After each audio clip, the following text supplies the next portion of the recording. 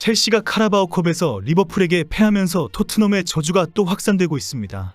포체티노의 경질이 확실해지면서 차기 감독의 여러 감독들이 물망에 오르고 있습니다.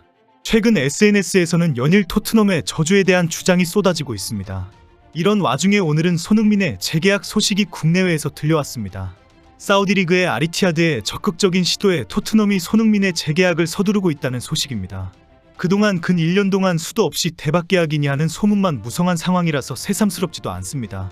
다만 최근에 토트넘의 저주가 계속 화제가 되다 보니 손흥민도 진짜 우승을 할 수 있는 최고의 팀으로 갔으면 하는 바람도 있습니다. 괜히 레비 회장의 짠돌이 꼼수에 시달리거나 포스트까지 후다닥 가버리는 상황이 되지 않을까 하는 우려도 있습니다.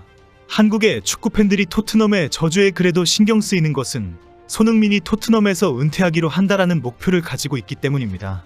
오늘도 영국 매체 풋볼 인사이더가 손흥민과 토트넘은 이미 재계약 협상에 들어갔다라고 보도했습니다. 최근에는 사우디 자본이 집요하게 손흥민과 토트넘을 상대로 이적 협상을 시도한 것으로 알려졌습니다. 잠깐 프램프시와 협력하는 업체 홍보 잠시만 하고 가겠습니다. 집이나 사무실에서 다들 사용하는 인터넷이랑 정수기, 약정 끝나고 가만히 놔두면 77만원까지 손해라고? 인터넷 가전 렌탈 대리점 아정당에 전화 한 통이면 인터넷 TV 최대 47만원 플러스 정수기 최대 30만원을 설치 당일 받을 수 있습니다. 쓰던 요금 그대로 새 제품 받고 지원금까지 받으니 개꿀이득. 뻔한 영업 멘트라며 못 믿겠다고요? 아정당은 매달만 6,972명 신규 가입하고 업계 최다 고객 후기가 있는 신규 가입 대리점입니다. 365일 밤10시까지 상담 가능하니 언제든 전화해보세요. 알뜰폰도 쓰던 번호 그대로 개통 가능합니다.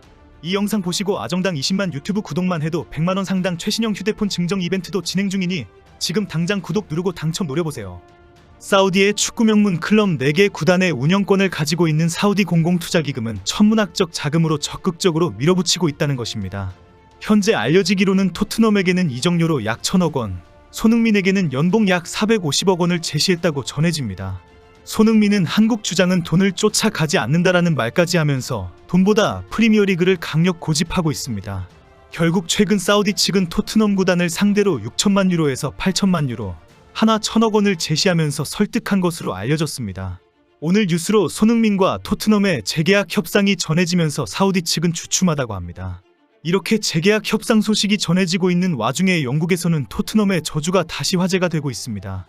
영국에서는 토트넘은 우승을 할 수 없는 저주에 걸려있다. 빈 장식장은 영원히 채워질 수가 없다라는 저주의 전설이 유명합니다. 과거 축구팬들 사이에서는 펩 감독이나 클롭 감독이 토트넘에 간다면 우승을 시킬 수 있을까라는 질문이 큰 화제가 된 적이 있습니다. 당시 많은 팬들이 펩이나 클롭이 가도 토트넘을 우승시키지 못한다라는 의견에 지지를 했습니다. 그만큼 토트넘의 저주가 큰 이슈가 될 정도로 뿌리 깊습니다. 특히 케인이 우승 트로피를 들어올려 보겠다고 바이에른 뮌헨으로 이적했지만 뮌헨의 12연속 리그 우승에 발목을 잡았다고 해서 봐라 진짜 저주가 있다라고 화제가 되었습니다. 거기에 다이어까지 임대 이적시키면서 아예 합작으로 토트넘 저주를 끌고 왔다라는 비난을 받고 있습니다. 최근 영국에서는 포체티노를 비난하는 목소리 못지않게 토트넘의 저주가 더 큰 화제가 되고 있습니다. 첼시의 카라바오컵 결승전 패배는 1.5군 리버풀을 상대로 한 것이기 때문입니다. 사실 카라바오컵 결승전은 첼시에게 있어서 절체절명의 상황에서 만난 일말의 희망 같은 기회였습니다. 카라바오컵 대회에서 우승을 하면 유로파 컨퍼런스 대회의 진출권을 딸 수 있기 때문입니다. 유로파 컨퍼런스는 프리미어리그 7위까지만 출전이 가능하기 때문에 현재 10위인 첼시는 반드시 승리하기를 기대했습니다. 대망의 UEFA 경기는 챔피언스리그, 유로파리그, 유로파 컨퍼런스 리그를 통해서 출전이 가능합니다. 결국 첼시는 이번 단판 결승전으로 대박의 기회를 잡고 싶어하는 절박한 상황이었습니다. 그러나 오늘 패배로 첼시는 유로파 컨퍼런스 리그조차 명함을 못 내밀게 되었습니다. 포체티노는 직전 경기인 맨시티전을 1대1 무승부를 기록하면서 부활의 희망을 안겨주었습니다. 그러나 카라바오컵 결승전 패배로 모든 것이 다 날아가 버렸습니다. 첼시 팬들은 리버풀이 1.5군의 전력으로 경기에 나섰기 때문에 승리할 수도 있다는 큰 기대를 가졌습니다. 리버풀은 도미니크 소보슬라이, 트렌트 알렉산더 아놀드, 모하메드 살라 등 주축 자원들이 모두 부상으로 경기에 나설 수 없었기 때문입니다. 기대대로 경기 주도권도 첼시가 가져가기도 했습니다. 그러나 코너 갤러거 등 공격진들의 엉망진창 골결 정력이 결국 발목을 잡아버렸습니다. 거기에 스털링의 득점은 오프사이드로 취소가 되었고 골대에 불운까지 겹쳤습니다. 결국 이번 시즌 내내 지적되어 온 문제가 결승전에서 적나라하게 나타나면서 승부는 연장으로 이어졌습니다.